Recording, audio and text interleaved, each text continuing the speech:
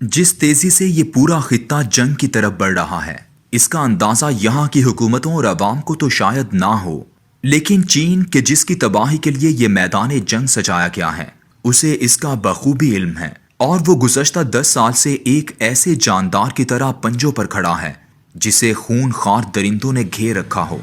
अमरीकी सदर Barack Obama ने 2016 में भारतीय पार्लियामेंट से खिताब करते हुए कहा था कि भारत और अमेरिका 21वीं सदी के मुश्तरका दोस्त और मुश्तरका दुश्मन रखते हैं, और भारत को ये मशवरा दिया था कि तुम अब सिर्फ मशरिक की समत देखो। इस मशवरे का मतलब ये था कि जापान, भारत और ऑस्ट्रेलिया का इत्तेहाद बनना चाहिए जो इस खित्ते में चीन की तरक्की को लगाम डाल सके।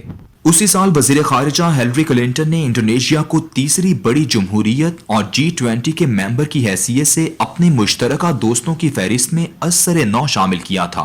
अमेरिका इस रीजन में दोस्तों की तलाश में इसलिए निकल खड़ा हुआ क्योंकि उसके मुआशी माहिरीन ने 2008 में ये खबर दे दी थी कि गुज़श्ता 10 सालों की जंगों ने अमरीकी मईशत की कमर तोड़ कर रख दी है और वो अब एक मुसल्लमा आलमी ताकत की हैसियत से किसी बड़ी जंग को तन्हा लड़ने के काबिल नहीं रह गया। इस जवाल की वजूहात में दहशतगर्दी के खिलाफ जंग, बजट के अंदर मुसलसल किफायतशारी, फनून हर्ब की नई टेक्नोलॉजी में सरमायाकारी की कमी और इंसानी हुकूक और आलमी सेकुलर लिबरल एजेंडे की उलझने बताई गईं। आज सूरत हाल ये है कि इस हिंद चीनी इंडो पैसिफिक रीजन में अमेरिका अपने इत्तेहादियों के साथ मिलकर एक अकेले चीन का मुकाबला करने की मंसूबाबंदी कर चुका है, और दूसरी जानिब चीन के जवाबी मुदाखलत काउंटर इंटरवेंशन सिस्टम का फैलाव इतना है कि उसने इस खित्ते में अमेरिका की हैसियत को कमजोर बनाकर रख दिया है। यही वजह है कि 2018 की पेंटागन नेशनल डिफेंस स्ट्रेटजी ने अमेरिका के दिफाई दिवालियापन का एतराफ करते हुए कहा है कि हम हिंद चीनी के इलाके में दीगर अहम ममालिक के इश्तिराक के बगैर चीन का तन्हा मुकाबला नहीं कर सकते। डोनाल्ड ट्रंप के इक़्तिदार में आने के बाद बनने वाली ये पहली डिफेंस स्ट्रेटजी थी जिसमें जंग अजीम दोम के खात्मे के बाद से पहली दफा बड़ी ताकतों का मुकाबला, ग्रेट पावर कंपटीशन के अल्फाज इस्तेमाल हुए हैं।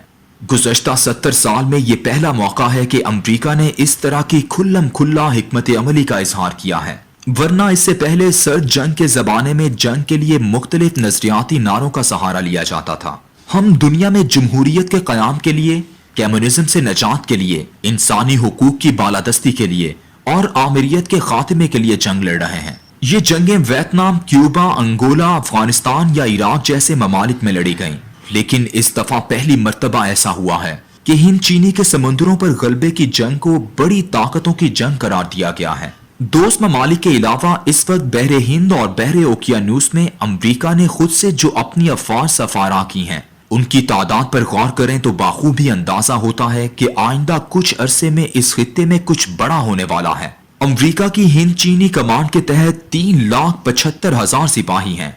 अमेरिका की पूरी नेवी के 60% जहाज इस खित्ते में भेजे जा चुके हैं। फौज के 60% सिपाही इस जंग के लिए मुख्तस कर दिए गए हैं, और मैरिन कोर जो फौरी हमले के लिए मुस्ताद फौजी गिरोह है, उसके 79% जवान इसी खित्ते में मौजूद हैं।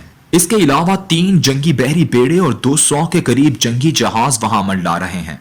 इसके मुकाबले में चीन ने भी 4 मार्च 2012 को अपने फौजी बजट में 11.2% इजाफा करके इसे $106 अरब तक पहुंचा दिया था, और आज 8 साल बाद चीन का सालाना अस्करी बजट $200 अरब के बराबर है। चीन ने अपने एटमी हथियारों, बैलिस्टिक और क्रूज मिसाइल के प्रोग्राम में बेपनाह इजाफा किया है।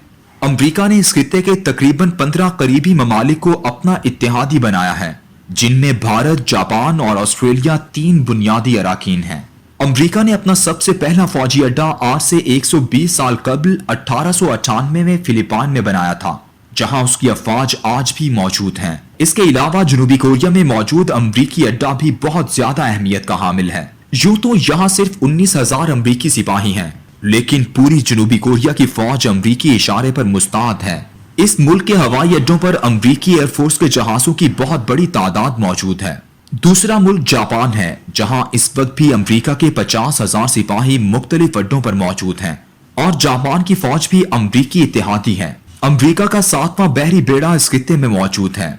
2 और बहरी बेड़े रोनाल्डो वैगन और थियोडोर रूजवेल्ट भी इसी जनूब मशरिकी बहरुल काहिल में गश्त कर रहे हैं। गवाम यूं तो एक छोटा सा मुल्क है, लेकिन वहां अमेरिका का बहुत बड़ा फौजी अड्डा कील कांटे से लैस है। समुद्र में अमेरिका के 200 बहरी जहाज मौजूद हैं, जिनमें 5 बड़े जहाज हैं जिन पर फाइटर तैयारे मौजूद हैं और वो इन बहरी जहाजों से हमले के लिए प्रवास कर सकते हैं। ये वो नक्शा है जो इस खित्ते में मौजूद अफवाज का है। इसके अलावा इस खित्ते में जंग की सूरत में फौरी तौर पर मुस्ताद रिजर्व में 1100 फाइटर जहाज और 1,30,000 नेवी के सिपाही भी अमरीकी छावनियों में मुख्तस कर दिए गए हैं। ये तमाम अस्करी कुव्वत सिर्फ और सिर्फ अमरीका की है। इतनी बड़ी अस्करी कुव्वत के बारे में अमरीकी माहिरीन की राय ये है कि ये चीन का मुकाबला करने के लिए थोड़ी है। अमरीका को ऑस्ट्रेलिया, जापान और भारत के अलावा दीगर 1 दर्जन ममालिक को भी इस मकसद के लिए साथ मिलाना चाहिए ताकि चीन की तरक्की और कुव्वत को लगाम डाली जा सके। सर पर खड़ी हुई जंग का ये समुद्री मैदान है जिसका बुनियादी हदफ चीन की बढ़ती हुई कुव्वत और फैलती हुई तिजारत को रोकना है। लेकिन चीन इसे बड़े समुद्री रास्तों की नाकाबंदी की सूरत में जमीनी रास्तों पर अपना 1 बेल्ट 1 रोड का मंसूबा भी शुरू कर रखा है। आइंदा महाज़े जंग इस मंसूबे को रोकने के लिए खोला जाएगा। इस मंसूबे की अहम तरीन कड़ी काशगर से गवादर तक का रास्ता है। चीन ने मगरबी सम्त यूरोप और दीगर मुल्कों से मुआहदात के बाद खुद को मजबूत कर लिया है। लेकिन जंग में एक लफ्ज इस्तेमाल होता है, सॉफ्ट बैली, यानी वो नर्म जगह जहां जंग छेड़कर किसी मुल्क की मईशत को तबाह किया जा सकता है। वो मकाम लद्दाख से कश्मीर और सुखम से नेपाल तक का इलाका है। इस जंग में उतरने के लिए भारत को तैयार किया गया है। इसी वजह से भारत को अमेरिका ने 21वीं सदी का पार्टनर कहा है। इस जंग का ट्रेलर चंद माह पहले लद्दाख में चल चुका है और अब पूरी जंग अपने आगाज के लिए तैयार है। समुद्र की अफवाज तो नाकाबंदी के लिए तैयार हैं, लेकिन मैदान तो जमीन पर सजेगा।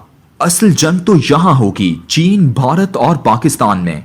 वो लोग जो सैयदुल अंबिया सल्लल्लाहु अलैहि वसल्लम की पशीन गोइयों का इनकार करते थे, उन्हें अस्मा और रिजाल के पैमानों में तोलकर झूठी साबित करते थे, क्या आज उनके पास कोई जवाब है कि वो चीन जिसने माजी में कभी हिंदुस्तान से जंग न की हो, उसकी लड़ाई तो हमेशा मंगोलों से रही हो और हमेशा शिकस्त चीन का मुकद्दर बनी हो।